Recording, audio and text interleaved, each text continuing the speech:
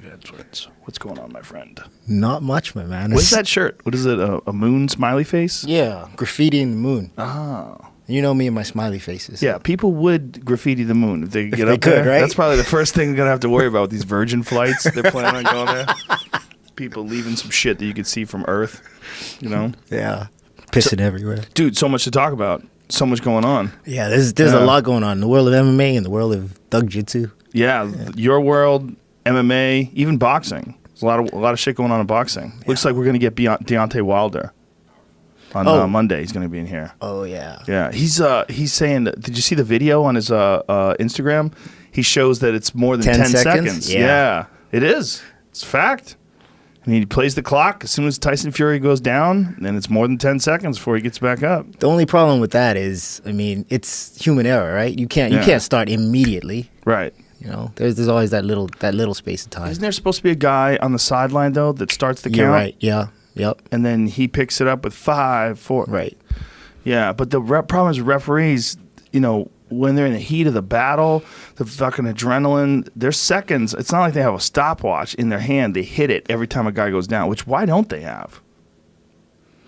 Probably, it's too much to remember. We're just talking about the heat of the moment. Boom, click. Is that too much to remember? I mean, think about all the shit Tyson Fury has to remember. You know, that's all instinct, right? Yeah.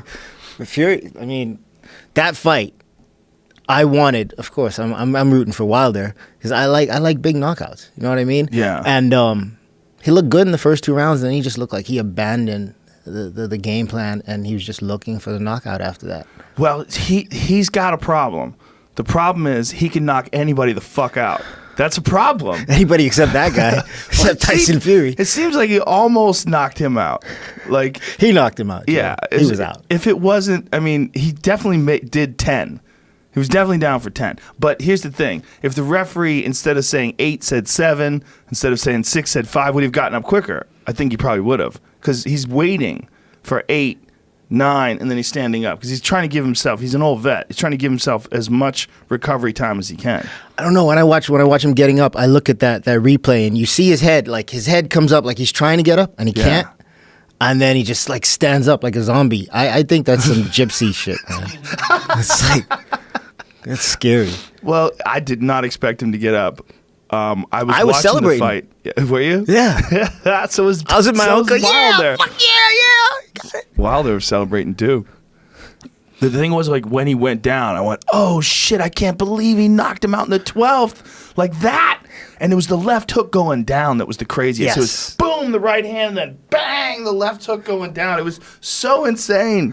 And he walked off. It was a walk-off. It was a walk-off knockout. And he was dancing.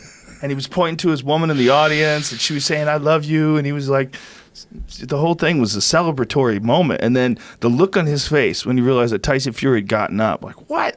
Yeah. You know what that is? Remember the 80s and 90s, the Friday the 13th movie? Yeah. When you kill Jason? Yeah. And then you turn around, it's like, oh shit, that motherfucker's still here. And he would just rise like a full sit-up. That's what that was. How does Wilder punch so hard? As a man who's studied martial arts his whole life, like, there's some dudes, right?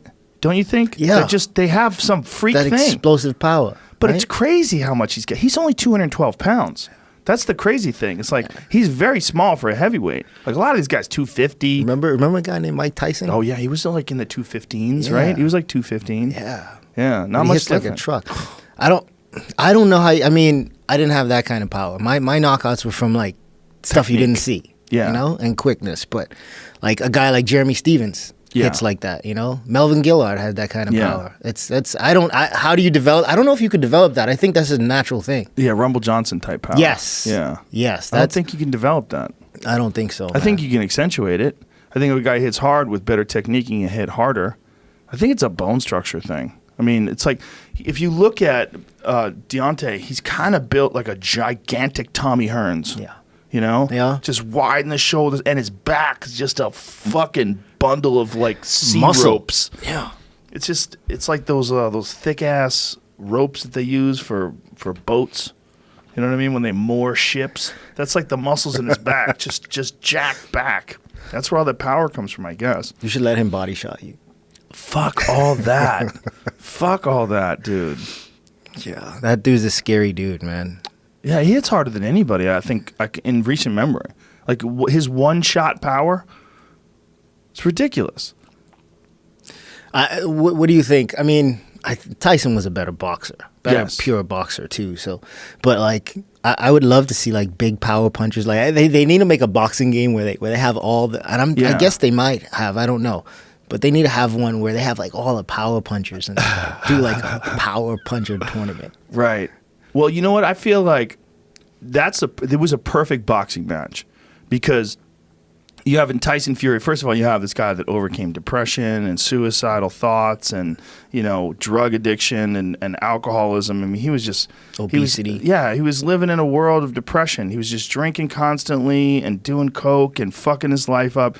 And then loses more than 100 pounds, cleans himself up, gets in there against the scariest guy in the heavyweight division, and puts on a boxing clinic. However, he still gets clipped. He still gets clipped not once, but twice hard and dropped hard, especially in the 12th round. So it's like, for a person who loves watching fights, it's such a perfect fight because you've got, first of all, they're both great guys. Like both guys, if you're a fan of like exceptional human beings, both guys are great guys. Yeah. Like the more I see Deontay Wilder interact with his family, talk about things, talk about the way he approaches fighting, the more I appreciate what he's doing.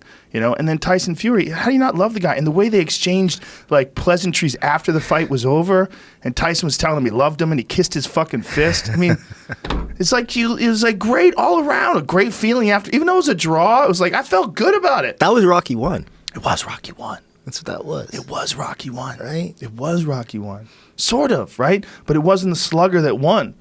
I mean, what it was just a great... But nobody won. Nobody won. Yeah. In Rocky the first 1, one, right? Yeah. Yeah. It was a great boxing match. That's what it was. It was like it had all the good elements. It was the best heavyweight fight I've seen in a long time. I mean, that might have been better than Holyfield Tyson. That's hard to say because I know. Holyfield was like the good guy coming in against the bad guy. Like there was so much to that fight. And then with Tyson, like you thought he was invincible, and then Holyfield just eating his shots and slowly beating him down, and then eventually stops him.